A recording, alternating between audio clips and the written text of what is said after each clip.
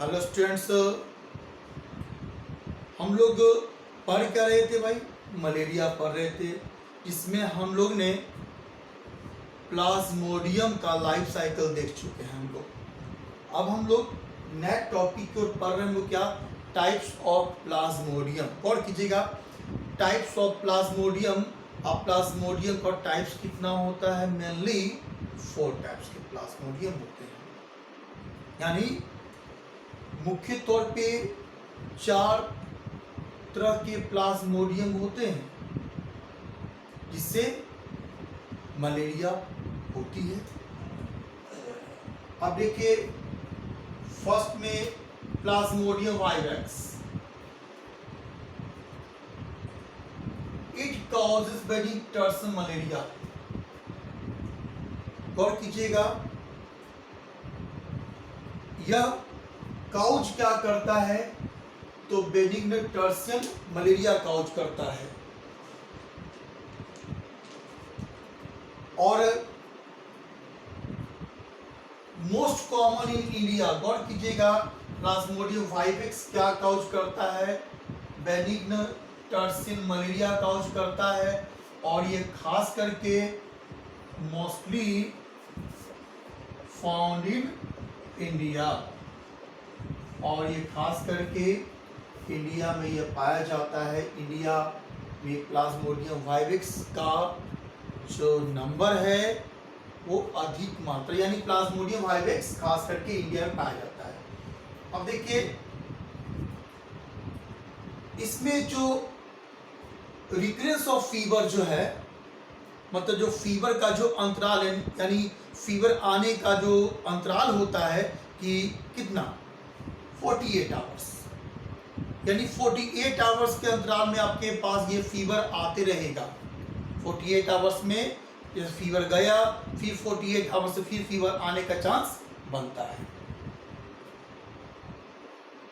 अब देखिए कि प्लाज्मोडियम वाइवेक्स जो है यह इंडिया में पाया जाता है। यह कौन सा बीमारी काउज करता है? उस मलेरिया का नाम क्या भाई? तो बेनिग्न टर्सन मलेरिया। गौर कीजिएगा, बेनिग्न टर्सन मलेरिया जो है वो किस प्लाज्मोडियम से होता है? तो प्लाज्मोडियम वाइवेक्स के थ्रू होता है। इसका इंक्यूबेशन पीरियड देखिए, इसका इंक्यूबेशन पीरियड देखिए भाई।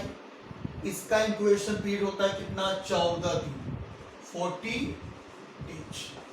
14 दिन इसका इंक्यूबेशन पीरियड होता है।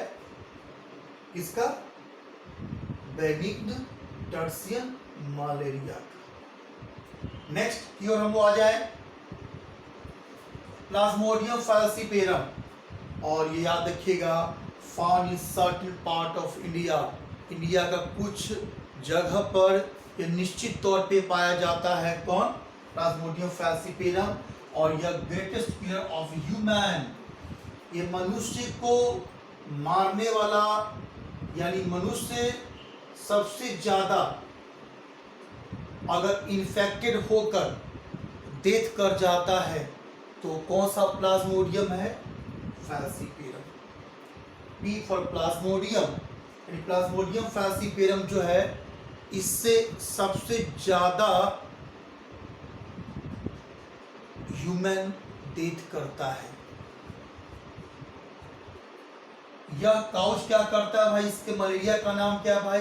यानी प्लाज्मोडियम फैल्सीपेरम से जो मलेरिया होता है उसका नाम क्या होगा? परनियस टर्सियन मलेरिया, या हम लोग कहते हैं मैलिग्नेंट टर्सियन मलेरिया भी कहते हैं। इसका फीवर देखिए, रिकरेंस ऑफ फीवर कितना है? 48 आवर्स। और इसका भी देखिए इंक्यूबेशन पीरियड कितना होता है भाई? 12 दिन। इसका इंक्यूबेशन पीरियड कितना है? 12 दिन इंक्यूबेशन पीरियड। थर्ड आइए, प्लाज्मोडियम मलेरियाई।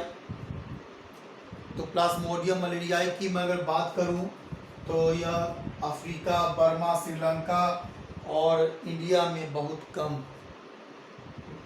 कम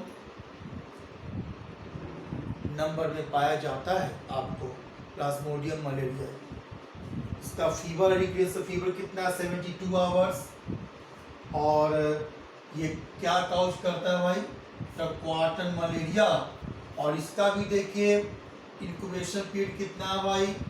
तो 28 दिन। 28 दिन इसका इंक्यूबेशन पीरियड है। आप प्लाज्मोडियम ओवेल देख लीजिए, ये बहुत कम ह्यूमन को इन्फेक्ट, ऐसा बात नहीं कि इन्फेक्ट नहीं करता है, तो बहुत कम चांस बनता है कि यह ह्यूमन को इन्फेक्ट कर दे, यानी ह्यूमन में इन्फेक्शन बहुत ही कम कर पाता है। खास करके यह और भी दूसरे प्राइमेट्स को इन्फेक्ट कर सकता है। और ये कौन सा काउज करता है भाई? तो माइल्ड टर्सियल मलेरिया। और इसका भी इंक्यूबेशन पीरियड देख लीजिए, इसका भी इंक्यूबेशन पीरियड कितना होता है? 12 दिन का होता है। इंक्यूबेशन पीरियड यहाँ पर नहीं दिख रहा था, इसलिए हमने यहाँ पर सबका इंक्यूबेशन पीरियड यहाँ पर लिख दिया। थोड़ा सा आप लोग थोड़ा ध्यान से इसको 2 मिनट देखिए, इसको 1 मिनट।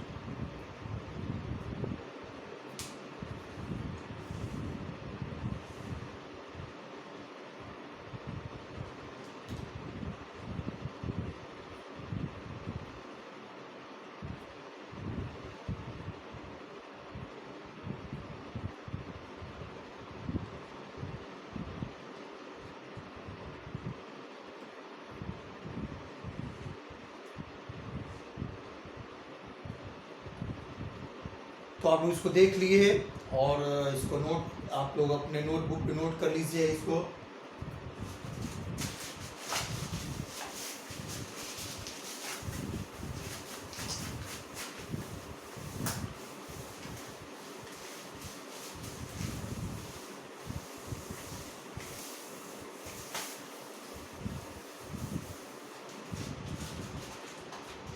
देखिए हम लोग यहाँ पर लिखेंगे पैथोजेनिसिटी ऑफ मलेरिया। गौर कीजिएगा,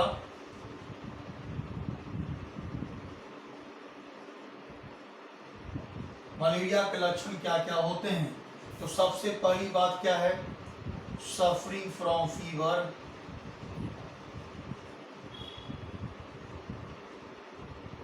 यानी मलेरिया के पेशेंट को सबसे पहले क्या आएगा? फीवर होगा।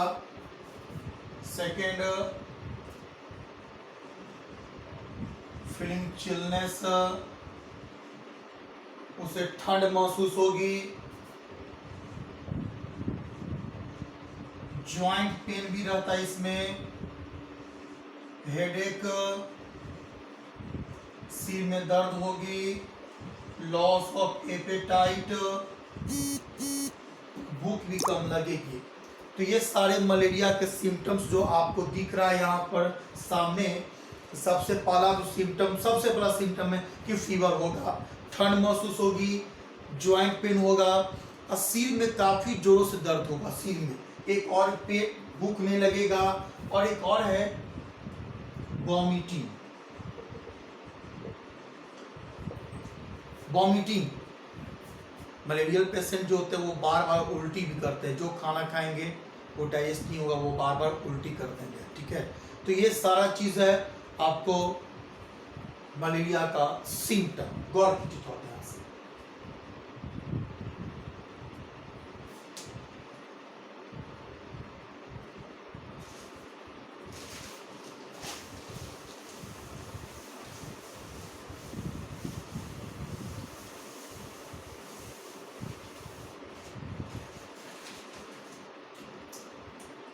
अब गौर कीजिए यहाँ पर ट्रीटमेंट ऑफ मलेरिया।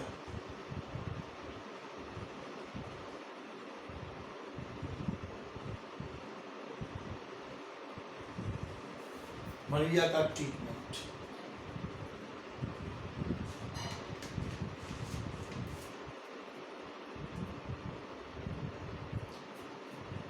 तो सबसे पहले इसका भाई कई इसके ड्रग्स हैं मलेरिया के, कई ऐसे मेडिसिन होते हैं जिसका हम लोग यूज मलेरिया में कर सकते हैं।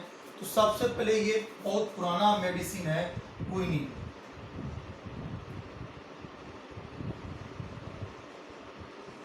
क्विनिन, क्विनिन जो है ये ओल्डेस्ट ड्रग्स है मलेरिया का, ओल्डेस्ट ड्रग्स ऑफ मलेरिया। और यह ऑब्टेड कहां से किया गया है? ऑब्टेड फ्रॉम सिंकोना ट्री।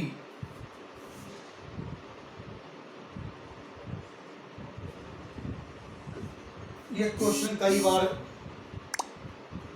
नीट में आ चुका है कि किस प्लांट से क्विनिन को हम लोग ऑब्टेन किए हैं, तो सिंकोना ट्री के बार्क से, छाल से, यानी बार्क ऑफ सिंकोना ट्री से ही प्राप्त हुआ है आपका क्विनिन।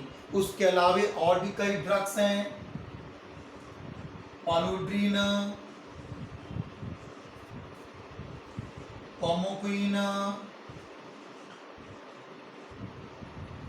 क्लोरोक्विन,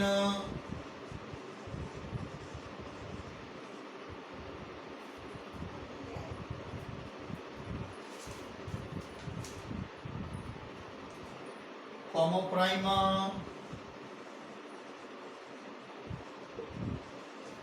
ये सारे मेडिसिन है किसके? ये सारे ड्रग्स किसके हैं?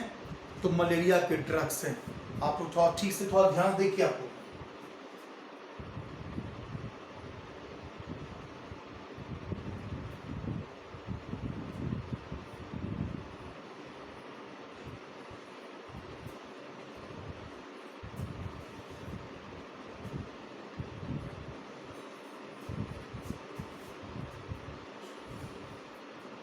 हो गया।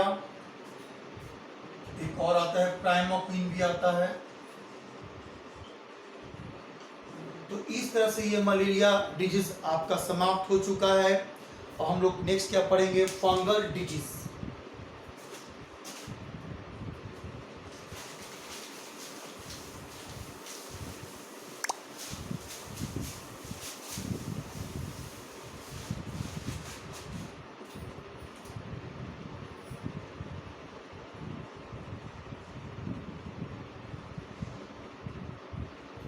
देखिए, फंगल डिजीज की अगर बात करेंगे तो सिंपल जितना भी skin problem, maximum skin problem जो होता है वो फंगस होता है। याद रखिए, मैक्सिमम स्किन का जो भी प्रॉब्लम है, एक्जिमा, इचिंग, रिंगवर्म, ये सारा प्रॉब्लम है ना, वो फंगस होता है।